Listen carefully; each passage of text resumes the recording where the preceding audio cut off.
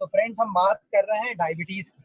Diabetes में India हमारा जो है वो डायबिटीज कैपिटल कहलाता है। और ये मैंने एक डायबिटीज का फैक्ट शीट निकाला हुआ है, जिसमें राइट साइड द हिंदू का एक आर्टिकल है जो कि मैंने एम्बेड किया हुआ है, और लेफ्ट साइड हमने फैक्ट्स लिखे हुए हैं। तो अगर इन फैक्ट्स पे हम ध्यान देते हैं दोस्तों, तो सबसे पहला पॉइंट है, diabetes is third wide spread and serious disease after heart disease and cancer. यानी कि हृदय रोग और कैंसर के बाद मधुमेह तीसरा सबसे व्यापक और गंभीर रोग है। तो इसलिए ये बहुत इंपॉर्टेंट हो जाता है कि इसकी मार्केट को जानना और रीजंस को जानना। तो सबसे पहले मैं बताना चाहूंगा कि 1995 में जहां पे पूरे वर्ल्ड में मात्र 135 मिलियन पेशेंट्स थे, वहीं 2020 में बढ़कर 422 मिलियन पेशेंट्स हो गए दोस्तों। और अगर और उसमें भी जो 50% पॉपुलेशन इंडिया की है जो डायबिटिक है, उन्हें यही नहीं पता होता है दोस्तों कि वो डायबिटिक है। So more than 50% of the diabetic subjects in India remain unaware of their diabetic status. ये बहुत दुख की बात है कि भारत में 50% से अधिक मधुमेह विषय जिन लोगों को है, उनकी मधुमेह की स्थिति से वो अपनी मधुमेह की स्थिति से अनजान होते हैं दोस्तों। फिर 1 in 6 people with diabetes in the world is from India. हर छठवां बंदा दुनिया का जिसे डायबिटीज है वो एक इंडियन है दोस्तों। ये बहुत ही ध्यान देने वाली बात है हमारे लिए कि इंडिया में हमारे खान पान की वजह से, हमारी लाइफस्टाइल की वजह से, जो हमारा ऑयल और कोलेस्ट्रॉल और शुगर इंटेक बहुत ज्यादा रहता है, इंडियन खाना कुछ ऐसा है, उस वजह से 77.2 मिलियन डायबिटिक्स इंडिया में है। 2019 तक की रिपोर्ट में बता रहा हूँ। ये वो है जो कंफर्म डायबिटिक केसेस हैं। जैसा कि आप ग्राफ में भी देख पा रहे हैं राइट साइड कि हमारे जो इंडिया वाला ग्राफ है वो 75 से ऊपर 77.2 तक गया हुआ है। तो दोस्तों, इसका मतलब इतनी बड़ी महामारी है डायबिटीज हमारे इंडिया में, तो इसकी कितनी बड़ी मार्केट हुई। और मेरा मानना ये है कि दोस्तों, जब आप प्रोडक्ट लेके जाते हैं, प्रोडक्ट लेके किसी को प्रेजेंट करने जाते हैं, तो आप प्रोडक्ट पिच ना करके उसको समाधान या सॉल्यूशन पिच करिए। तो अगर आप अपना समाधान पिच करेंगे और उत्पाद पिच नहीं करेंगे, तो वो बंदा आपसे ज्यादा इंप्रेस होगा। अगर आप उत्पाद अपना पिच करते रहेंगे और आप चाहेंगे कि वो आपका प्रोडक्ट सिर्फ खरीद ले, तो ऐसा नहीं होगा दोस्तों। उसे विजुअलाइज कराना पड़ेगा, उसे सॉल्यूशन देना पड़ेगा जो उसकी प्रॉब्लम्स है। अब आज से पहले जिन्हें नहीं पता था व्हाट्सएप क्या करता है, तो उन्हें पता नहीं था व्हाट्सएप क्या करता है, बट जब उन्हें पता लगा इससे हम कम्युनिकेट कर सकते हैं, तो लोगों ने डाउनलोड करना चालू किया। अब देखिए, हर किसी के पास व्हाट्सएप आ गया। क्यों? क्योंकि उसने एक प्रॉब्लम को सॉल्व किया, जो कम्युनिकेशन की प्रॉब्लम थी, हमारे लोगों के बीच में टेक्सटिंग की प्रॉब्लम थी। तो वैसे ही हमें भी क्या करना है, हमें प्रॉब्लम को बता, उनके जो प्रॉब्लम है उसे सॉल्व करना है, और फिर प्रोडक्ट तो अपने आप बिकेगा दोस्तों। ये डायबिटीज की बात हो गई। पहला जो मैंने फैक्ट शीट आपको दिखाया, सिर्फ वो डायबिटीज की फैक्ट शीट थी। ये दोस्तों दूसरा आर्टिकल है द वीक न्यूज़पेपर का, जिसमें बताया गया है कि 80 million Indians have pre diabetes. Pre diabetes क्या होता है दोस्तों? जो कि इनिशियल फेज होता है डायबिटीज का। ये वो फेज होता है कि जब हम अपने डायबिटीज को कंट्रोल कर सकते हैं और डायबिटीज में वो स्लिप ना हो, मधुमेह में कन्वर्ट ना हो, और एग्जैक्ट टाइम पे प्रिकॉशन लेके और देखभाल करके हम उसे कंट्रोल कर सकते हैं दोस्तों। तो अभी इंडिया में 80 million Indians have pre diabetes. तो ये 77.2 मिलियन तो कंफर्म केसेस हो गए, और ये 80 मिलियन इंडियंस जो है इन्हें प्री डायबिटीज है। तो अब आप सोच सकते हैं कितनी बड़ी मार्केट एक हो गई हमारे जिम्नेमा के लिए। तो अभी मैं नेक्स्ट आपको बताने वाला हूँ हर चीज जो भी डायबिटीज से रिलेटेड है। ना सिर्फ जिम्नमा के बारे में मैं आपको बताऊंगा डायबिटीज होती कैसे है, कितने प्रकार की डायबिटीज होती है, किन चीजों से डायबिटीज होती है, हम उनसे कैसे बच सकते हैं, डायबिटीज में क्या करना चाहिए, क्या नहीं करना चाहिए, और हमारा जो मैजिकल प्रोडक्ट है दोस्तों जिम्नमा, वो उस पर कैसे काम करता है। तो हम चलिए आगे बढ़ते हैं। अब मैं इसमें आपको बताऊंगा कि डायबिटीज होता क्यों है या कैसे होता है। तो जैसा कि आप अपनी स्क्रीन पे देख पा रहे होंगे, हम जब खाना खाते हैं, कोई भी खाना खाते हैं जिसमें कार्बोहाइड्रेट होता है। अब कार्बोहाइड्रेट स्टार्च से आता है, फ्रूट से आता है, मिल्क डेयरी प्रोडक्ट से आता है।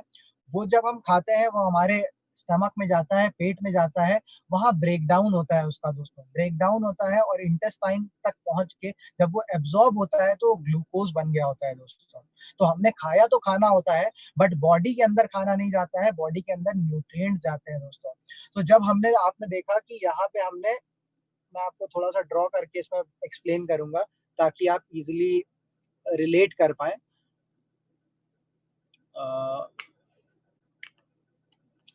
तो यहाँ से हमने खाना खाया दोस्तों, हमारे पेट में खाना गया, यहाँ पे आया, यहाँ से हमारी इंटेस्टाइन होती है, ये स्मॉल इंटेस्टाइन, ऊपर वाला पार्ट लार्ज इंटेस्टाइन। तो हमारे स्मॉल इंटेस्टाइन में जाके खाना ग्लूकोज में ब्रेक डाउन होता है और वहीं से ब्लड में जाता है। यानी कि हमारी जो छोटी आंत होती है उनमें एब्जॉर्प्शन होता है न्यूट्रिएंट्स का, और वहां से जो कार्बोहाइड्रेट, स्टार्च और खाना हमने खाया होता है वो ग्लूकोज में कन्वर्ट होकर ब्लड में जाता है। सेकेंड इमेज जो आप देखेंगे यहाँ पे है हमारी, उसमें आप देखेंगे glucose enters the blood stream.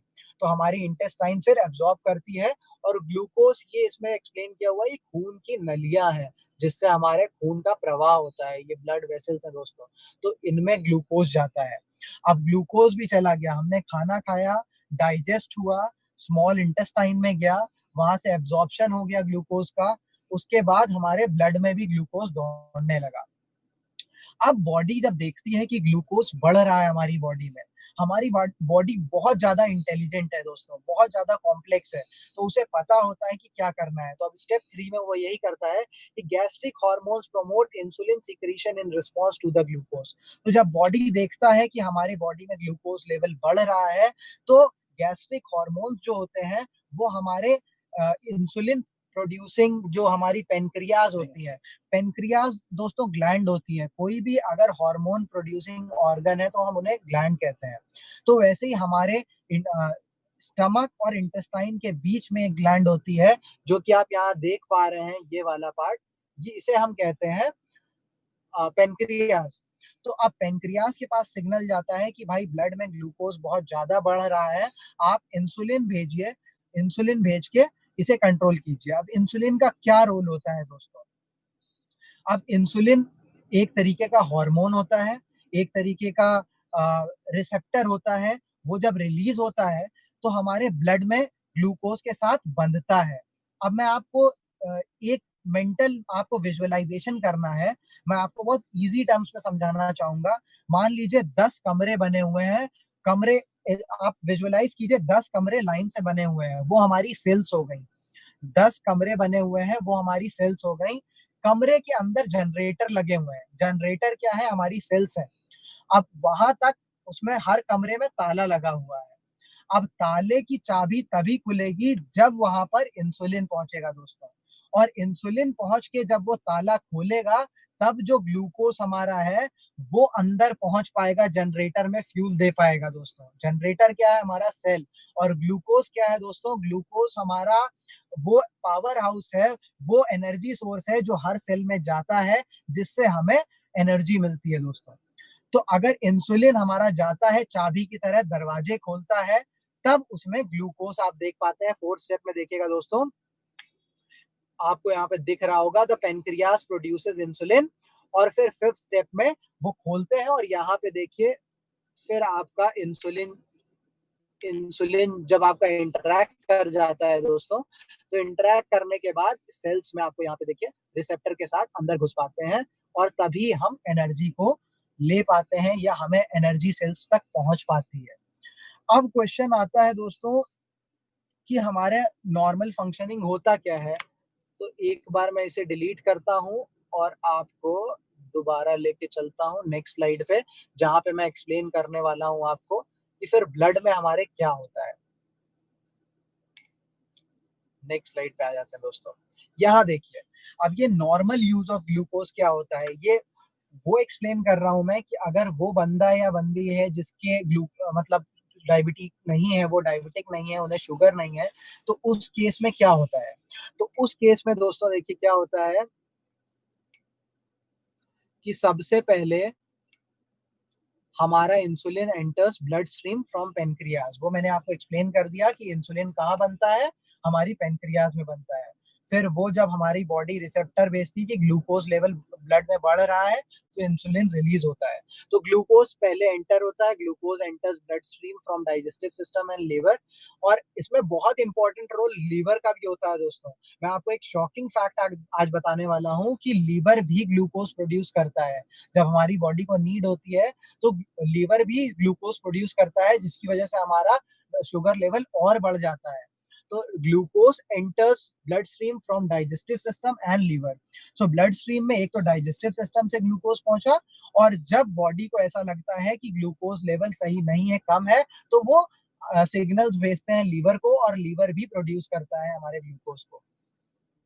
अब इसके बाद यहाँ पे देखिए, कंबाइन होता है हमारा इंसुलिन कंबाइंस विद सेल्स, और उसके बाद यहाँ पे आपका सेल्स के न्यूक्लियस में in response to the insulin cells takes up the glucose which is used as a fuel. तो अब उसने आपने ताला खोल दिया, और जो ग्लूकोज था वो सेल तक पहुंच गया। ये आपकी सेल न्यूक्लियस है, सेल तक पहुंच गया। अब आपको एनर्जी मिल जाएगी दोस्तों।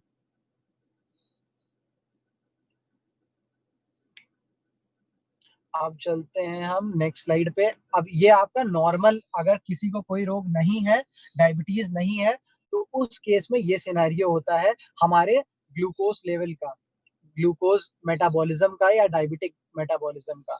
अब हम बात करेंगे कि अगर उन्हें डायबिटीज हो जाता है तो क्या होता है दोस्तों। तो ये मैं यहाँ दिखाना चाहता हूँ आप लोगों को दोस्तों कि हमारी पेनक्रियाज होती कहाँ पे है।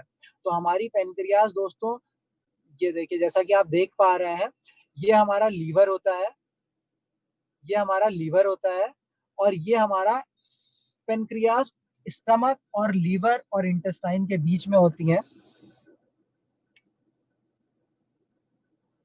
और ये आप देख पा रहे हैं, इनके अंदर ये बीटा सेल्स होती हैं दोस्तों, ये जनरेट करती हैं हमारा इंसुलिन। ये आपका हो गया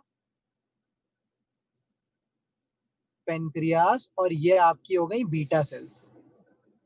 ये हमारा प्रोड्यूस करती हैं दोस्तों इंसुलिन। ये रिस्पॉन्सिबल होती हैं इंसुलिन प्रोड्यूस करने के लिए। अब होता क्या है, अगर आपको टाइप 1 डायबिटीज है, अब मैं बताना चाहूंगा डायबिटीज दो टाइप की होती है, टाइप 1, टाइप 2। टाइप 1 डायबिटीज में क्या होता है कि जो आपकी पेनक्रियाज होती हैं वो इंसुलिन बिल्कुल नहीं बना पाती हैं, उनकी बीटा सेल्स डेड हो गई होती हैं। अब उनकी बीटा सेल्स डेड हो जाती हैं तो इंसुलिन प्रोड्यूस नहीं होता है दोस्तों। अब जब इंसुलिन ही प्रोड्यूस नहीं होगा तो आपके पास चाबी ही नहीं होगी कि आप ताला खोल पाए दोस्तों।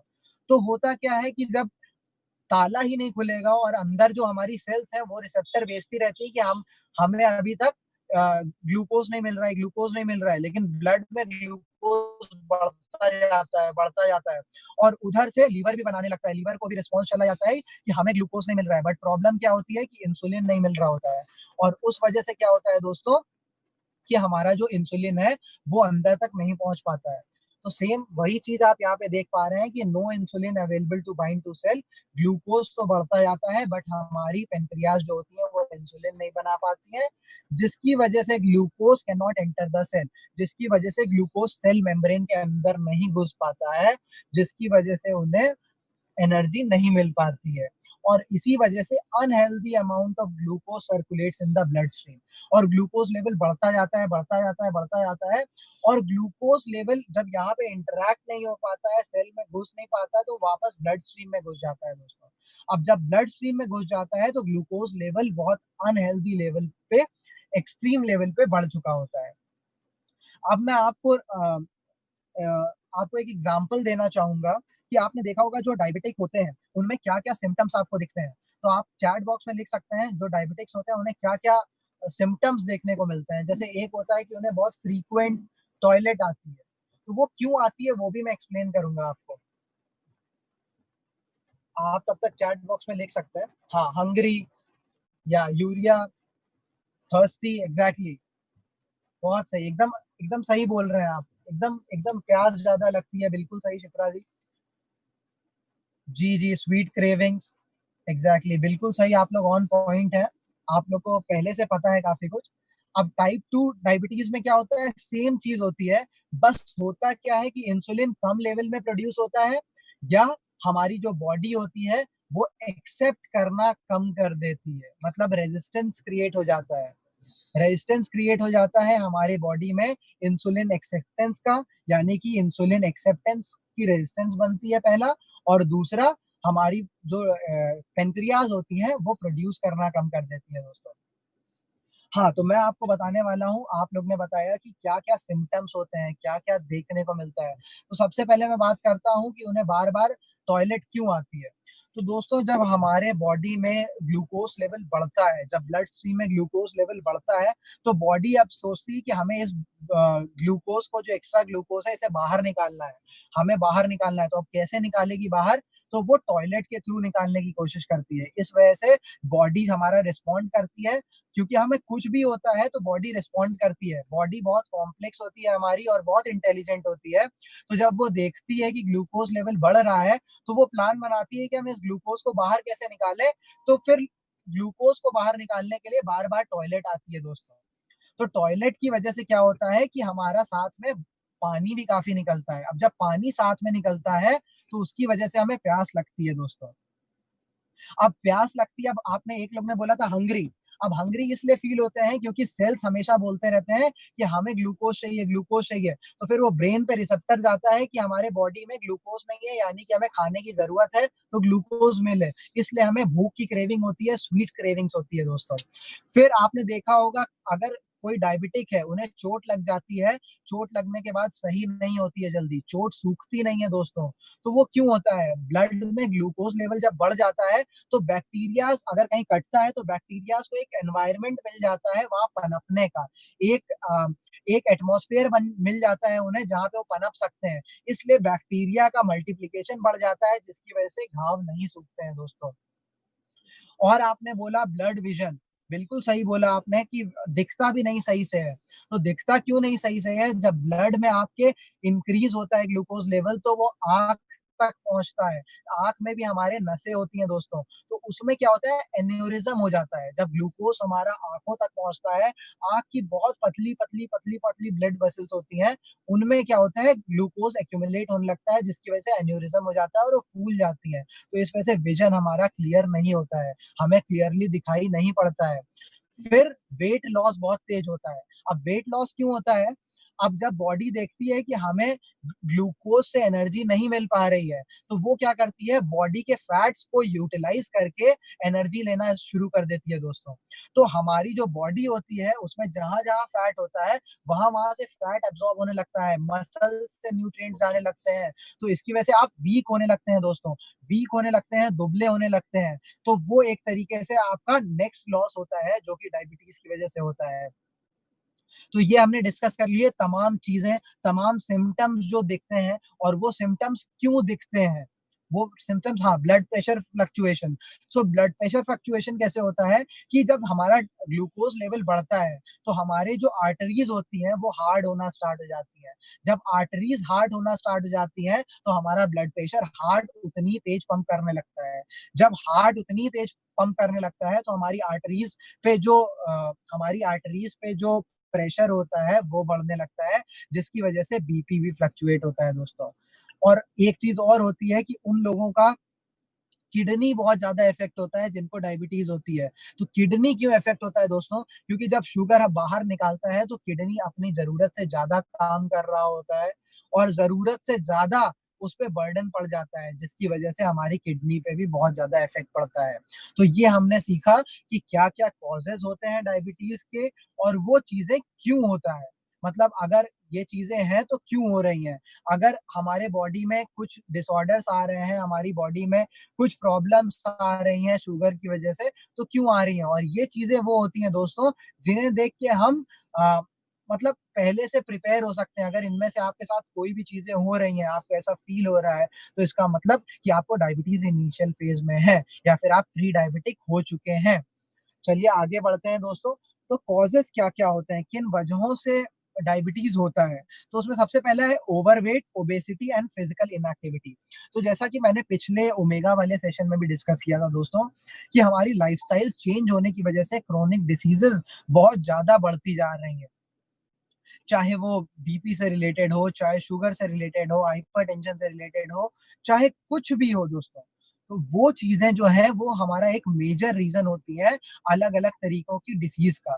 तो अगर आपका वेट बहुत ज्यादा है, आप ओबीज हो या आप फिजिकल एक्टिविटी कोई नहीं करते हो, तो आपका बहुत ज्यादा पॉसिबिलिटीज है कि बीटा सेल्स काम करना कम कर दें और आप डायबिटिक हो जाओ। सेकेंड रीजन है जीन्स एंड फैमिली हिस्ट्री। इसमें डायबिटीज या और भी काफी डिसीजेस होती हैं जिनमें जीन्स का बहुत बड़ा रोल होता है दोस्तों। इसका मतलब अगर आपके पापा को, आपके मम्मी को, आपके दादा को, आपकी दादी को, नाना को, नानी को या दोनों साइड में किसी को डायबिटीज है, तो आपको होने के चांसेस बहुत ज्यादा है।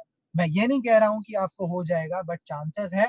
आपको प्रिकॉशनरी मेजर्स लेने चाहिए, आपको बच के रहना चाहिए, क्योंकि आपके चांसेस बढ़ जाते हैं। बहुत सारी स्टडीज हुई हैं इस पे, तो आपके चांसेस होने के 65% हो जाते हैं अगर आपको डायबिटीज आपके घर में किसी को रही है या आपके जीन्स में है। थर्ड आता है जेस्टेशनल डायबिटीज। ये प्रेग्नेंट वेमेन को होता है। होता क्या है कि जब वेमेन प्रेग्नेंट होती है, औरत प्रेग्नेंट होती है, तो उनके बॉडी में हार्मोनल चेंजेस होते हैं। उन हार्मोनल चेंजेस की वजह से ये डायबिटीज हो जाता है, जिसे हम बोलते हैं जेस्टेशनल डायबिटीज दोस्तों। तो ये डायबिटीज हार्मोनल चेंजेस की वजह से होते हैं। नेक्स्ट हार्मोनल डिसीज हो जाती है कई लोगों को। उसकी वजह से भी क्या होता है, रिसेप्टर्स बहुत ज्यादा अपने मैसेज सेंड करना चालू कर देते हैं, जिसकी वजह से लीवर बहुत ज्यादा ग्लूकोज बनाना स्टार्ट कर देता है, जिसकी वजह से अगेन हमारे बॉडी या ब्लड स्ट्रीम में बहुत ज्यादा ग्लूकोज लेवल बढ़ जाता है दोस्तों। अब मैं आपको दिखाने वाला हूँ या आगे की हमारे, अगर ब्लड डायबिटीज आपको हो गया है, अगर आप डायबिटिक हो दोस्तों, तो आपको डॉक्टर्स या डायबिटियोलॉजिस्ट जो होता है वो किन चीजों की दवा देता है। क्योंकि हमें ये जानना बहुत जरूरी है कि हम जो दवा खा रहे हैं वो हमारे बॉडी में क्या काम कर रही है। अगर एलोपैथिक दवा खा रहे हैं या हम इंसुलिन पे हैं, तो वो क्या काम करती है, या डॉक्टर क्या सोच के वो दवा प्रेस्क्राइब करता है। तो जिसमें मतलब हर कोई जानता होगा मेटफॉर्मिन तो बहुत कॉमन है, मतलब जिसे भी डायबिटीज होता है मेटफॉर्मिन दिया ही जाता है। चाहे कार्बोस हो, मेटफॉर्मिन हो, लीनाग्लिप्टिन हो, तो ये तमाम दवाइयां हैं। तो इन दवाइयों में से ही एक ना एक दवा आपके घर में अगर किसी को डायबिटीज है तो आप देखेंगे उन्हें दी जा रही है। बट आपने दोस्तों कभी सोचने की कोशिश की है कि वो क्यों दी जा रही है या वो हमारे बॉडी में काम क्या कर रही है। तो मेटफॉर्मिन की बात मैं करता हूँ, ये रिड्यूस करता है amount of glucose your liver makes. तो जैसा कि मैं आपको बता रहा था कि खाने के अलावा हमारा लीवर भी प्रोड्यूस करता है ग्लूकोज।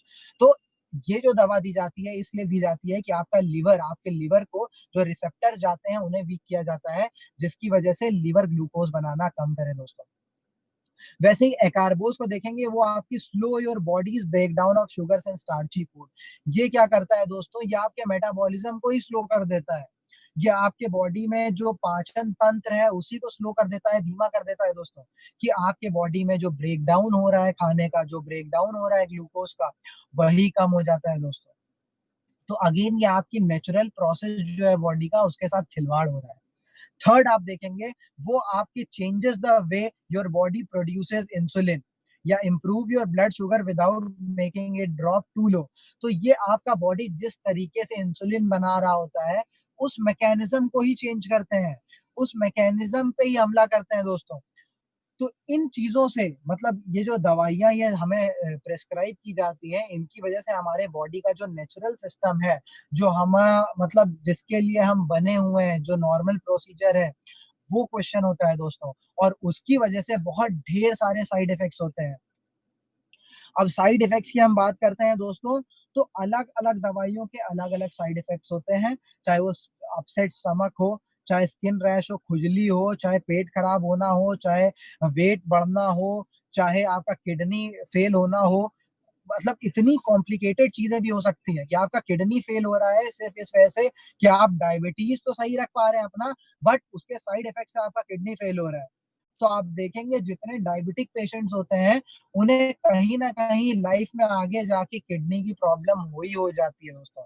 फिर गैस की प्रॉब्लम, ब्लोटिंग की प्रॉब्लम, डायरिया की प्रॉब्लम, वेट गेन की प्रॉब्लम, लीवर डिसीज की प्रॉब्लम, एनीमिया का रिस्क, लेग्स में प्रॉब्लम होती है, स्वेलिंग आना स्टार्ट हो जाती है। कभी कभी दवा आपने खा ली, एकदम से ब्लड शुगर कम हो जाता है, उसकी वजह से प्रॉब्लम्स होती हैं। तो तमाम साइड इफेक्ट जुड़े होते हैं। तो जब हम एक चीज सही कर रहे हैं, चार चीजें खराब कर रहे हैं दोस्तों, तो वो एक मेजर प्रॉब्लम बन जाता है। इसलिए जो डायबिटिक्स होते हैं उनकी लाइफ बहुत ज्यादा कॉम्प्लिकेटेड हो जाती है, उन्हें थका थका महसूस होने लगता है साइड इफेक्ट की वजह से। अब हम आगे चलते हैं कि किन किन चीजों पे इफेक्ट डालता है डायबिटीज दोस्तों। तो काफी लोगों ने बताया कि आई साइड पे डालता है, तो आई साइड का मैंने आपको बताया कि हमारे आई साइड में एन्यूरिज्म हो जाता है। वो आपकी जो आंख में सूजन आ जाती है उन वेसल्स में, जिसकी वजह से ब्लड विजन होता है। किडनी में प्रॉब्लम आती है क्योंकि एक्सेसिव बर्डन पड़ता है, ज्यादा से ज्यादा काम करना पड़ता है किडनी को, और फिल्टरेशन ज्यादा करना पड़ता है। साथ ही साथ आप जो दवा खाते हैं उनका नेगेटिव इफेक्ट किडनी पे पड़ता है दोस्तों, क्योंकि फिल्टर हमारी किडनी ही करती है। हमारे जो भी बॉडी में इनऑर्गेनिक चीजें जाती हैं वो किडनी से ही होके फिल्टर होके बाहर निकलती है। तो किडनी हमारा फिल्टर जो है वो खराब होता है दोस्तों। फिर हमारे नर्वस सिस्टम की बात होती है, थर्ड जो इसमें दिख रहा होगा आपको वो नर्वस सिस्टम है दोस्तों। तो हमारे जब इतनी ज्यादा हमने ऊपर दवाइयाँ खाई हैं, उनकी वजह से रिसेप्टर्स के साथ खिलवाड़ होता है, जो उनकी वजह से हमारा नर्वस सिस्टम कम होने लगता है। इसलिए उनका रेस्पॉन्स जो होता है डायबिटिक पेशेंट्स का वो कम होने लगता है। अगर आप देखेंगे कि हम गर्म चीज पे हाथ रखेंगे तो तुरंत झटका मारेंगे, जो रिफ्लेक्स एक्शन है। बट कोई अगर डायबिटिक है, वो अगर गर्म चीज पे हाथ रखेगा तो उसे थोड़ा टाइम लगेगा हटाने हटाने में, क्योंकि उसके न्यूरॉन्स भी धीरे धीरे स्लो काम करना चालू कर देते हैं और वो भी डैमेज होना शुरू हो जाते हैं। फिर जैसा कि किसी ने बताया था फ्रोजन शोल्डर, वैसे ही हमारे बॉडी की अलग अलग मसल्स और हड्डियां जो होती हैं उनकी फ्लेक्सिबिलिटी कम होना शुरू हो जाती है और वो जमना, वो फ्रोज होना चालू हो जाते हैं। फिर उसके बाद हम देख रहे हैं हार्ट डिसीजेस। हार्ट डिसीज जैसा कि मैंने एक्सप्लेन किया कि आपकी जो वेसल्स होती हैं जो ब्लड लेके जाती हैं, जब उनमें ग्लूकोज बढ़ता है तो वो स्टिफ होने लगती हैं, टाइट होने लगती हैं, जिसकी वजह से हार्ट को ज्यादा काम करना पड़ता है। और उस चक्कर में जो आपके कोलेस्ट्रॉल जमने की कैपेसिटी है वो भी बढ़ जाती है। जब वो बढ़ जाती है तो कोलेस्ट्रॉल तेज जमने लगता है, जिसकी वजह से हार्ट अटैक का रिस्क भी दोस्तों बढ़ जाता है। और हमारे हियरिंग में भी प्रॉब्लम आती है दोस्तों। जो डायबिटिक्स होते हैं उनके कान से कम सुनाई देने लगता है अगर वो काफी लंबे समय तक चलती है डायबिटीज। तो नेक्स्ट स्लाइड में मैंने बताया है क्या क्या प्रॉब्लम्स हो सकती है, जैसा कि आप देख पा रहे हैं। पहला इसमें मैंने एक्सप्लेन किया हुआ है कि आपके हार्ट डिसीज में, यहाँ पे आप देख पा रहे होंगे, ये देखिए, ये हार्ट डिसीज का एक्सप्लेन किया हुआ है कि कैसे ये ग्लूकोज जो है आपके क्लॉटिंग को तेज कर देता है, जिसकी वजह से हार्ट डिसीज में आपका जो मतलब एक्सपेक्टेड वो है क्लॉटिंग ब्लॉकेज बढ़ जाता है और आपको हार्ट अटैक के चांसेस बढ़ जाते हैं दोस्तों। सेकंड है डायबिटिक रेटिनोपैथी। काफी लोग इससे ग्रसित हैं और इंडिया में ये भी एक बहुत बड़ा मतलब मार्केट बनता जा रहा है। इसमें क्या होता है दोस्तों, जैसे कि आप देख पा रहे होंगे, यहाँ पे आप एनलार्ज कर सकते हैं, ये हमारी नॉर्मल नॉर्मल नसें होती हैं आंखों में। बट जब हमें एन्यूरिज्म हो जाता है तो उसमें सफेद सफेद क्लॉटिंग और यहाँ पे देखेंगे सूजन टाइप की होने लगती है, जिसकी वजह से हमें दिखना, विजन प्रॉब्लम करने लगता है। देन आप थर्ड देख पा रहे होंगे diabetic foot ulcer. Diabetic foot ulcer में क्या होता है कि आपके चीजें जहां पे घाव होता है वो सड़ने लगता है, जिसकी वजह से एम्प्यूटेशन करना पड़ता है, उतनी जगह काट के हटानी पड़ती है दोस्तों, तभी आप सेफ गार्ड कर सकते हैं। और फिर मैंने जैसा बताया किडनी डैमेज, वो अगेन एक बहुत ज्यादा घातक चीज है कि आपकी किडनी डैमेज कर देती है डायबिटीज। अब हम बात करते हैं कि हम इसे सेफ गार्ड कैसे कर सकते हैं। हम इसे सेफगार्ड कैसे कर सकते हैं? Reversing pancreatic health with Tiens gymnema tablets. तो दोस्तों ये जादुई चीज हमारी कंपनी ने बनाई हुई है, जिसका नाम है जिम्नेमा टैबलेट्स। टियान्स की जिम्नेमा टैबलेट्स वर्ल्ड की बेस्ट जिम्नेमा टैबलेट्स हैं। अब क्यों है इसके बारे में मैं आपको बताने वाला हूँ। सबसे पहले जान लीजिए कि जिम्नेमा का मतलब क्या होता है। जिम्नेमा का मतलब होता है शुगर डिस्ट्रॉयर। ये लैटिन वर्ड है जिम्नेमा, जिसका मतलब होता है शुगर को डिस्ट्रॉय या खत्म करने वाला। अब इनमें क्या क्या चीजें पड़ी हैं, तो पहला पड़ा है जिम्नेमा सिल्वेस्ट्रेट एक्सट्रैक्ट। दूसरा जिम्नेमा सिल्वेस्ट्रे में होता है जिम्नेमिक एसिड, और एडिशनल भी इसमें पड़ा हुआ है जिम्नेमिक एसिड। थर्ड इसमें डाला गया है क्रोमियम पिकोलिनेट। अब मैं इन तीनों के बारे में भी आपको आगे बताऊंगा कि इन तीनों चीजों का क्या क्या रोल होता है हमारे पेनक्रियाटिक हेल्थ पे, हमारे मेटाबॉलिज्म पे। तो अब मैं बात करूंगा जिम्दमा टैबलेट्स के काम की। तो ये हर्बल रेमेडी मानी जाती है हाई ब्लड शुगर के लिए, और प्रिवेंट करती है आपका डायबिटीज और डायबिटीज से रिलेटेड जो अन्य प्रॉब्लम, अन्य समस्याएं आपको होती है। और ये हेल्प करती है इंसुलिन रिलीज करने में पेनक्रियास से। वो कैसे करती है वो मैं आगे आपको एक्सप्लेन करूंगा। अब जिमदमा करता क्या क्या है? तो जैसा कि आप बता रहे थे, स्वीट क्रेविंग्स बहुत ज्यादा होती है डायबिटीज जब किसी को होता है, तो इट रिड्यूसेस स्वीट क्रेविंग्स। ये आपकी जो स्वीट क्रेविंग होती है बॉडी में उसे कम करता है। डिक्रीजेस यूज ऑफ इंसुलिन और ओरल कंपाउंड। जब आप काफी लंबे समय तक हमारा जिमदमा लेते हैं, बीसीएम करते हैं, गर्म पानी पीते हैं और हमारे टीसीएम जो पद्धति है उसे फॉलो करते हैं, तो धीरे धीरे आपका जो आप मतलब इंसुलिन पे हैं जो लोग, ओरल मेडिकेशन पे हैं, उनका मेडिकेशन और इंसुलिन वो कम होने लगता है। मतलब उनको जरूरत कम पड़ने लगती है, उनका पेनक्रियाज जो है रीजनरेट होने लगती है दोस्तों। फिर उसके बाद है lower serum cholesterol and triglyceride. ये इंपॉर्टेंट क्यों है कि हमारा सीरम कोलेस्ट्रॉल और ट्राइग्लिसराइड्स कम हो? क्योंकि हार्ट, मैंने अभी पिछले आपको स्लाइड में दिखाया था कि कैसे डायबिटीज जो है हमारा हार्ट को इफेक्ट करता है नेगेटिवली। तो हमारी, मैंने जैसा बताया कि हमारा जो भी प्रोडक्ट होता है, एक प्रोडक्ट अगर हम बोल रहे हैं, जिमदमा की बात करते हैं, तो वो सिर्फ पेनक्रियाज के लिए ही नहीं होता है। वो देखता है कि डायबिटीज में और क्या क्या कॉम्प्लिकेशंस होते हैं। जो हमारी रिसर्च एंड डेवलपमेंट टीम है 1200 प्लस साइंटिस्ट की, वो काफी लंबे समय तक रिसर्च करके फिर प्रोडक्ट डेवलप करती है, क्योंकि उन्हें भी पता है कि वर्ल्ड के 200 प्लस कंट्रीज में हमें ये अपना प्रोडक्ट प्लेस करना है।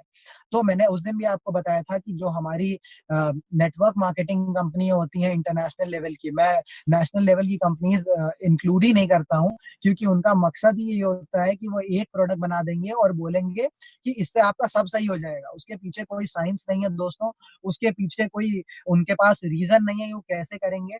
बट वो ये बोलते हैं, क्लेम करते हैं कि ये एक ही दवाई है हमारे पास, इससे आपका सब सही हो जाएगा। तो इंडियन प्रोडक्ट्स, इंडियन कंपनीज को मोस्टली वो इसीलिए बनाते हैं कि वो 1-2 साल पैसे कलेक्ट करें अपना, कुछ लीडर्स की करियर खराब करें और मार्केट से चले जाए। बट जब हम इंटरनेशनल लेवल मार्केटिंग कंपनीज की बात करते हैं, इंटरनेशनल कंपनीज की, ऑर्गेनाइजेशंस की बात करते हैं, तो उन्हें पता होता है कि हमें ब्लू ओशियन स्ट्रेटजी में उतरना पड़ेगा दोस्तों। ये टर्म मैं जो यूज कर रहा हूँ ये एमबीए में हमें सिखाया जाता है, जिसमें आप अपने कॉम्पिटिटर्स ही खत्म हो जाते हैं आपके, क्योंकि आप नई चीज में उतर जाते हो, आप नई चीज में एंटर कर जाते हो जहां कोई कंपटीशन ही नहीं होता है आपका, स्टैंड नहीं कर सकता है। अब वो आप क्रिएट कैसे करते हो? वो आप क्रिएट करते हो पेटेंट से, वो क्रिएट करते हो ट्रेडमार्क से, वो क्रिएट करते हो कॉपीराइट से। तो जब आप इन चीजों से अपने पेटेंट्स को, अपने कॉपीराइट्स को, अपने ट्रेडमार्क से उन चीजों को पेटेंट कर लेते हो, तो बाकी जो कंपनीज हैं, बाकी अदर ऑर्गेनाइजेशंस हैं, वो कॉपी नहीं कर पाती उन्हें, ना ही कॉपी कर सकती हैं। तो आप इतना टेक्नोलॉजिकली साउंड होते हो, टेक्नोलॉजी वाइज इतने अच्छे होते हो कि आप ऐसे प्रोडक्ट बना देते हो कि दूसरी कंपनीज उन्हें प्रोड्यूस ही ना कर पाए। तो ये आपकी ब्लू ओशन स्ट्रेटजी होती है। तो दोस्तों मैं बता रहा था आपको कि जिमदमा हमारी टियास जो है वो भी ब्लू ओशन स्ट्रेटजी पे काम करती है, कि हम ऐसी जगह उतरे, ऐसी मार्केट में जाएं जहाँ पे कॉम्पिटिटर कोई हो ही ना। जब कॉम्पिटिटर ही नहीं होगा तो हमारा प्रोडक्ट अपने आप प्लेस होगा, अपने आप बिकेगा दोस्तों। तो मैं वही बता रहा था कि जो हमारा डायबिटीज है, सिर्फ हम डायबिटीज पे काम नहीं करते हैं, उससे रिलेटेड जो अदर हमारे अदर ऑर्गन्स पे इफेक्ट पड़ता है डायबिटीज की वजह से, उस पे भी काम करते हैं। तो उसी में ये कम करता है हमारा सीरम कोलेस्ट्रॉल और ट्राइग्लिसराइड भी। और फिर ये बहुत इंपॉर्टेंट पॉइंट है दोस्तों, ध्यान से सुनिएगा, prevents liver from excess glucose production. ये हमारे लीवर को रोकता है एक्सेस ग्लूकोज प्रोड्यूस करने से। जैसा कि मैंने बताया, सिर्फ हमें शुगर खुद से ही नहीं होता है। जैसा कि हम लोग बोलते हैं कि अरे मैं तो कुछ खा ही नहीं रहा था फिर भी मेरा शुगर बढ़ता जा रहा था, मेरे को समझ में नहीं आता है, मैं कुछ खाता नहीं हूँ फिर भी मेरा शुगर बढ़ जाता है। वो कैसे होता है मेरे को पता नहीं। वो इसलिए होता है क्योंकि आपका लीवर भी प्रोड्यूस करता है ग्लूकोज। तो आपके उस पॉइंट पे, मतलब लीवर जो है आपका, लीवर प्रोडक्ट जो प्रोड्यूस करता है ग्लूकोज, उसे भी कम करता है हमारा जिम्नमा दोस्तों। और फिर it is prove that gymnema will help to repair और रीजनरेट पेनक्रियाज बीटा सेल्स। ये सबसे सबसे ज्यादा इंपॉर्टेंट चीज है दोस्तों, और सबसे मैजिकल चीज है कि जो चीज डेड हो गई है उसे रीजनरेट करना। एक तरीके से ये आपका समझ लीजिए कि ये जादुई और मैजिक करता है हमारे बीटा सेल्स के साथ, जिसमें ये रिप्रोड्यूस करता है, रीजनरेट करता है बीटा सेल्स को। मैं अपेक्षा करता हूं कि जो मैंने बीटा सेल्स आपको दिखाया था वो आपने देखा होगा और समझा होगा कि क्या इंपॉर्टेंस होती है बीटा सेल्स की, बिकॉज बीटा सेल्स ही होते हैं जो हमारे पेनक्रियाज को बनाते हैं और इंसुलिन क्रिएट इंसुलिन बनाने में बहुत मदद करते हैं, और वही इंसुलिन बनाते हैं दोस्तों। तो इसलिए बहुत इंपॉर्टेंट होता है हमें हेल्दी बीटा सेल्स रखना। अब दोस्तों आगे चलते हैं। एक ही रिसर्च पेपर मेरे को मिला, मैंने ढूंढा, रिसर्च पेपर मिला मेरे को कि ये प्रूवन है, आप सभी को पता होगा कि जिम्नेमा सिल्वेस्टर जो है उसे हम गुड़मार कहते हैं, और ये हमारी इंडियन ही हर्ब होती है। तो ये प्रूवन है अ potent herb with anti diabetic and antioxidant potential. तो ये ऑलरेडी प्रूवन है कि जो जिम्नेमा सिल्वेस्टर है वो सक्षम है आपके डायबिटीज को कम करने के लिए। तो ये उसी का एक स्क्रीनशॉट है। अब मैं जिम्नेमा सिल्वेस्टर के बारे में बताना चाहूंगा। ये आज की ड्रग नहीं है दोस्तों, played important role in medicine for centuries. ये 2000 साल पहले से अलग अलग रोगों में यूज हो रही है, हमारे आयुर्वेद में, ट्रेडिशनल चाइनीज मेडिसिन में और अफ्रीकन मेडिसिन में। Contribute to overall metabolic control. ना सिर्फ ये आपके डायबिटीज पे काम करता है, आपका मेटाबॉलिज्म भी ये मेंटेन करता है। यानी कि आपका जो मेटाबॉलिज्म इफेक्ट होता है दवाइयाँ खाने से, जो आप एलोपैथिक इनऑर्गेनिक दवाइयाँ अंदर खा रहे हो जिसकी वजह से आपके मेटाबॉलिक प्रोसेस जो होते हैं हमारे बॉडी में वो डिस्टर्ब होते हैं, उन्हें सही करता है। और it is a good hypoglycaemic agent.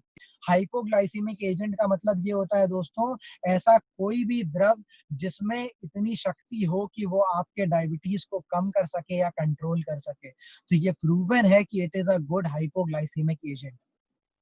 ये बात हमने कर ली जिम्नेमा सिल्वेस्टर की। अब जिम्नेमा सिल्वेस्टर के अंदर क्या होता है? जिम्नेमा सिल्वेस्टर तो इस तरीके का पौधा होता है, जैसा मैंने आपको दिखाया, इस तरीके की पत्तियां होती हैं जिम्नेमा सिल्वेस्टर की, और इसमें छोटे छोटे छोटे छोटे फ्रूट्स होते हैं।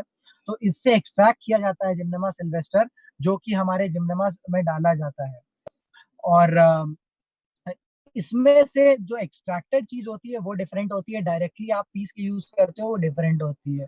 अब क्यों डिफरेंट होती है? जो एक्सट्रैक्टेड फॉर्म होता है वो बहुत कंसेंट्रेटेड होता है, मतलब कि वो बहुत कंसेंट्रेटेड फॉर्म में होगा, तो आपको जो 100 पत्तियां 150 पत्तियों का इफेक्ट होगा, वो वहां पे एक कैप्सूल में आपको दिया जाता है। वो एक कैप्सूल में आपको दिया जाता है, क्यों? क्योंकि हम उसे कंसंट्रेट किए होते हैं और वो हमारा जो होता है वो एक्सट्रैक्टेड होता है।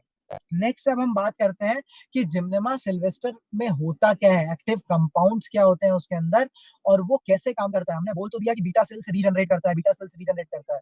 अरे भाई कैसे करता है beta cells regenerate? Sugar control करता है तो कैसे करता है? या शुगर का टेस्ट सबने जिम्नेमा का, मैं उम्मीद करता हूँ कि सबने डेमो लिया होगा। जब हम खाते हैं जिम्नेमा, चबाते हैं, उसके बाद शुगर खाते हैं, तो हमें ऐसा लगता है कि जीभ पे पत्थर रखा हुआ है। तो ऐसा क्यों लगता है?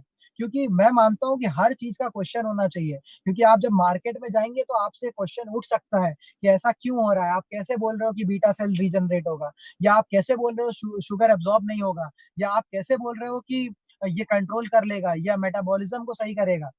तो अब उसके बारे में हम बात करने वाले हैं कि जो एक्टिव कंपाउंड्स होते हैं हमारे जिम्नेमा सिल्वेस्टर के अंदर, हमारे जिम्नेमा सिल्वेस्टर के अंदर उनमें क्या क्या चीज होती है और उनसे कैसे हम कंट्रोल करते हैं।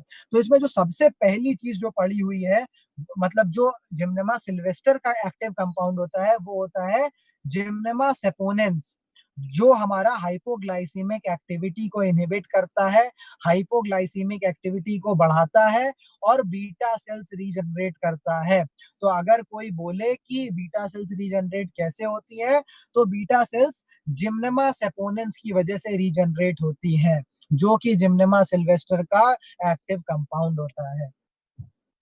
अब जिम्नेमा जो सेकंड इसमें इंपॉर्टेंट चीज है, जिम्नेमिक एसिड जिसकी बात हमने की, जो कि सेकेंड कंपाउंड होता है, ये ऑलरेडी जिम्नोमा सिल्वेस्टर में होता है और हमारी कंपनी जो है वो एडिशनल भी डालती है उसका एफिकेसी बढ़ाने के लिए, उसका इफेक्ट बढ़ाने के लिए। तो जो जिम्नमिक एसिड होता है, that is useful in reduction of blood sugar because gymnamic acid molecule fill the receptor location in the outer layer of intestine, thereby preventing sugar absorption in the intestine. तो अभी जिम्नमिक acid क्या करता है दोस्तों, मैंने आपको बताया कि जो स्मॉल इंटेस्टाइन होती है वहां से सारे न्यूट्रिएंट्स अंदर जाते हैं, वहां से हमारे न्यूट्रिएंट्स एक्सेप्ट होते हैं। तो जो हमारी मान लीजिए इंटेस्टाइन की वॉल है दोस्तों, ये इंटेस्टाइन की वॉल है, तो इंटेस्टाइन की वॉल को ये क्या करता है, आउटर लेयर बना देता है एक जिम्नमिक एसिड। जिम्नमिक एसिड की आउटर वॉल बन जाती है, जिसकी वजह से शुगर अंदर घुस नहीं पाता है, शुगर एब्जॉर्ब नहीं हो पाता है इंटेस्टाइन में। जब इंटेस्टाइन में शुगर एब्जॉर्ब नहीं होगा तो ब्लड स्ट्रीम में नहीं जाएगा, जब ब्लड स्ट्रीम में नहीं जाएगा तो प्रॉब्लम क्रिएट नहीं होगी, शुगर नहीं बढ़ेगा, आपका हाइपरग्लाइसीमिया आपको नहीं होगा। तो इस तरीके से ग्लाइसीमिक एसिड जो होता है शुगर का एब्जॉर्प्शन कम करता है, और जिम्नेमा सेपोनिन जो होता है वो हाइपोग्लाइसेमिक एक्टिविटी को बढ़ाता है और बीटा सेल रीजनरेशन का काम करता है। अब due to presence of flavonoids, cinnamic acid, folic acid, ascorbic acid, gudmar leaves have high antioxidant activities. आप देखेंगे हमारे जितने भी प्रोडक्ट्स हैं, ज्यादातर प्रोडक्ट्स में ये इंश्योर किया जाता है कि एंटीऑक्सीडेंट्स हो। तो एंटीऑक्सीडेंट्स इसलिए होते हैं कि हमारी बॉडी में ऑक्सीडेशन ना हो सके, या हमें कैंसर ना हो सके, या हमारे सेल्स जो है वो प्रॉपरली काम करें। तो हर कंपनी, मतलब हर प्रोडक्ट जो है वो एक पैकेज होता है, वो पर्टिकुलर एक डिसीज पे सिर्फ काम नहीं करता है। तो अभी हमने देखा कि कैसे बीटा सेल्स रीजनरेट होती हैं, फिर हमने देखा कि शुगर एब्जॉर्प्शन जिम्नोमिक एसिड से कैसे कम होता है, और फिर कौन कौन से एजेंट्स होते हैं, कौन कौन से कंपाउंड्स होते हैं जो कि एंटीऑक्सीडेंट का काम करते हैं और हमारे जिम्नेमा सिल्वेस्टर में होते हैं। Then polypeptide. अब पॉलीपेप्टाइड वो चीज होती है that block the ability to sweet taste और bitter flavours and thus reduces sweet craving. तो अगर कोई पूछे कि हमें मीठा क्यों नहीं फील हुआ, हमें मीठा क्यों नहीं फील हो रहा है, तो आप बताएंगे कि इसमें गुड़मरीन पड़ी हुई है जिसे पॉलीपेप्टाइड कहते हैं, वो ब्लॉक कर रहा है, जिसकी वजह से स्वीट क्रेविंग भी कम हो रही है और हमें मीठा फील होना भी कम हो रहा है। फिर एस्कॉर्बिक एसिड की बात करते हैं। एस्कॉर्बिक एसिड क्या करता है, ये न्यूट्रलाइज करता है हाइड्रोक्सिल को, सुपर ऑक्साइड को, हाइड्रोजन पेरोक्साइड रेडिकल्स को, और ग्लूकोज अपटेक एक्टिविटी को इंक्रीज करता है आपकी इंसुलिन सेंसिटिविटी को डायबिटिक पेशेंट्स के लिए। तो जैसा कि टाइप टू डायबिटीज के बारे में मैंने आपको बताया था कि टाइप वन बहुत कम पेशेंट्स होते हैं जिनका पूरा पेनक्रियास हो और वो इंसुलिन पे जी रहे हो, या उन्हें इंसुलिन इंजेक्शन लेने पड़ते हो, इंसुलिन शॉट्स लेने पड़ते हो। जो टाइप 2 के पेशेंट्स होते हैं दोस्तों, जो कि 90% ऑफ द मार्केट है हमारी, जो कि 90% डायबिटिक्स होते हैं, वो टाइप 2 होते हैं, जिन्हें दवा पे रखा जाता है और दवा से उनके डायबिटीज को मैनेज करने की कोशिश की जाती है। उनमें क्या होता है कि इंसुलिन की सेंसिटिविटी कम हो जाती है, यानी इंसुलिन का प्रभाव कम हो जाता है, तो उस पे काम करता है हमारा एस्कॉर्बिक एसिड। जो टाइप 2 पेशेंट्स हैं उनकी इंसुलिन सेंसिटिविटी को इम्प्रूव करता है। इसमें और भी चीजें पड़ी हुई हैं, ये मैंने कुछ इंपॉर्टेंट चीजें आपको बताई, उसके अलावा क्या क्या पड़ा है, gymnemic acid, gymnemasides, anthraquinones, hentriacontane, pentatriacontane, tartaric acid, formic acid, butyric acid, luteol, alkaloid like gyptamine, etc. These are responsible for anti-diabetic properties.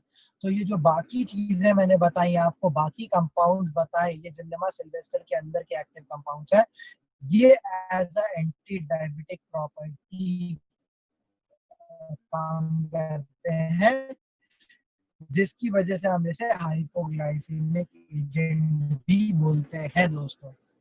बस अपेक्षा करता हूँ आपको समझ में आ रहा है, अगर आपको समझ में आ रहा है तो यस टाइप करिए प्लीज चैट बॉक्स में।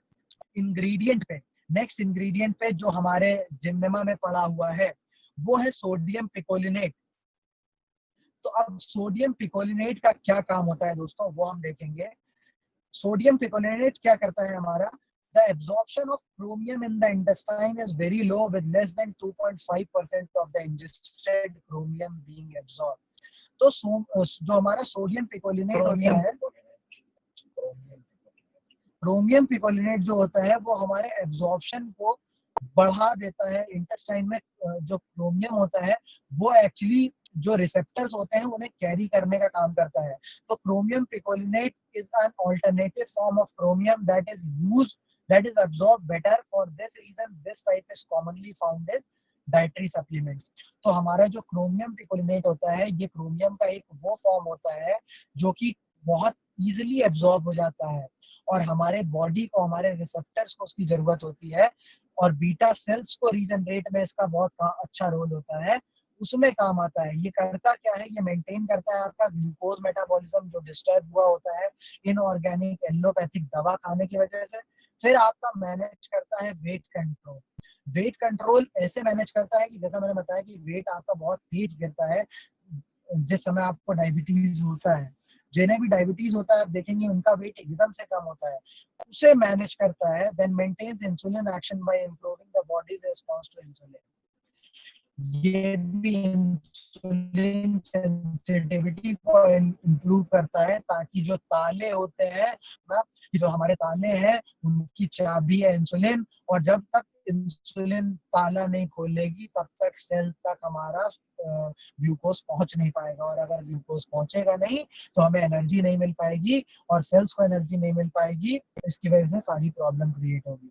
और फिर last reduces hunger and craving. किसी ने लिखा था हंगर एंड क्रेविंग होती है, तो उसमें क्रोमियम पिकोलिनेट का बहुत बड़ा रोल होता है दोस्तों। अब किसे लेना चाहिए gymnema tablets? Type 1 type 2 patients. Type 1 type 2 मैं एक्सपेक्ट करता हूँ, अपेक्षा करता हूँ कि आप सभी को समझ में आया डिफरेंस क्या होता है टाइप 1 और टाइप 2 डायबिटीज में। और टाइप 1 पेशेंट्स कौन होते हैं, टाइप 2 पेशेंट्स कौन होते हैं।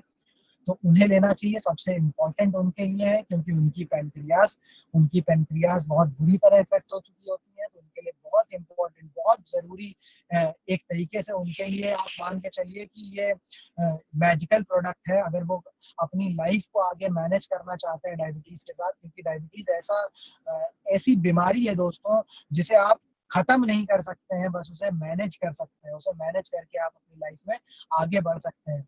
तो उसमें बहुत ज्यादा मदद करता है हमारा gymnema tablet. Second, those with family history of diabetes और जिनके घर में, जिनके जीन्स में, जिनके पूर्वजों को डायबिटीज रह चुका है उन्हें जरूर लेना चाहिए ये, ताकि उन्हें ना हो। अगर आप खुद को अभी से सेफगार्ड करेंगे दोस्तों तो ही आप आगे जाके स्वस्थ रह पाएंगे। मैं अभी से कोशिश करता हूँ कि मैं बाहर की चीजें नहीं खाता हूँ। मैं अभी से कोशिश करता हूँ कि मैं शुगर इनटेक बहुत ज्यादा ना हो मेरी बॉडी में। फिर women with gestational diabetic history, वो औरतें जो प्रेग्नेंट थी उस समय उनका डायबिटीज बढ़ गया था, उनके लिए बहुत इंपॉर्टेंट हो जाता है क्योंकि उनकी प्रोबेबिलिटी कि वो डायबिटिक बन जाए, उन्हें मधुमेह हो जाए, वो बहुत ज्यादा हो जाती है। फिर people with high blood pressure, जिनका ब्लड प्रेशर हाई रहता है उन्हें भी जिम्नामा जरूर लेना चाहिए। जैसा कि मैं ऑलरेडी एक्सप्लेन कर चुका हूँ कि कितना बुरा इम्पैक्ट डालता है आपके हार्ट पे और ब्लड वेसल्स पे और ब्लड प्रेशर पे। तो इसलिए जिन्हें ब्लड प्रेशर है, जिन्हें टाइप 1 टाइप 2 डिसीज है, जिनकी फैमिली हिस्ट्री रही है डायबिटिक्स की। फिर people with abnormal cholesterol level, जो लोग बहुत ज्यादा, जिनके कोलेस्ट्रॉल लेवल्स बढ़े हुए हैं, जिनका ट्राइग्लिसराइड बढ़ा हुआ है, उन्हें रेगुलर जिम्मा खाना चाहिए। देन ओल्डर पीपल इसलिए क्योंकि उनके पेनक्रियास वीक हो जाते हैं काम करते करते। तो धीरे धीरे 50 साल 60 साल जब काम करते रहते हैं तो बीटा सेल्स डेड होना चालू हो जाते हैं। तो उन बीटा सेल्स को रीजनरेट करने के लिए उन्हें जिम्नमा लेना चाहिए। तो अगर आपके पेरेंट्स हैं, अगर आपके भाई बहन हैं जो एजेड है, या आपके मम्मी पापा हैं जो एजेड है, तो उन्हें जरूर आप जिम्नमा दीजिए। एटलीस्ट उनके पेनक्रियाटिक सेल्स एक्टिव रहेंगे, उनका शुगर, उनका डायबिटीज मेंटेन रहेगा।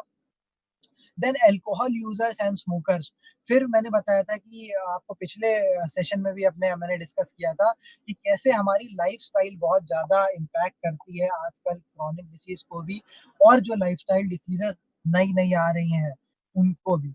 तो जब आप अल्कोहल अगर ले रहे हैं या स्मोक करते हैं आप, तो आपके लिए बहुत इंपॉर्टेंट हो जाता है कि आप प्रिकॉशनरी मेजर्स भी लें। बहुत ज़रूरी हो जाता है कि अगर आप स्मोकिंग कर रहे हैं या आप अल्कोहल ले रहे हैं तो आप खुद को बचाएं भी, खुद के इंटरनल ऑर्गन्स को भी बचाएं। तो उसकी तरफ आपको जिम्नमा जरूर लेना चाहिए। Then people who are prone to infection, जिन्हें बहुत जल्दी जल्दी इन्फेक्शन हो जाता है, या अगर कहीं कट जाता है तो इन्फेक्शन हो जाता है, वो घाव नहीं सूखता है, तो उन लोगों को जो प्री डायबिटिक है, जिन्हें ऐसा पता नहीं है, अभी श्योर नहीं है कि उन्हें डायबिटीज है कि नहीं, बट उन्हें थोड़े थोड़े सिम्टम्स दिखते हैं, उन्हें लगता है कि वीकनेस है बॉडी में, उन्हें लगता है कि मतलब उनकी शुगर जब वो मतलब बार बार यूरिन आ रहा है, या उनका इन्फेक्शन बहुत रिकरेंट हो रहा है, बार बार हो रहा है, तो उन लोगों को भी जिम्नेमा टैबलेट्स लेना चाहिए।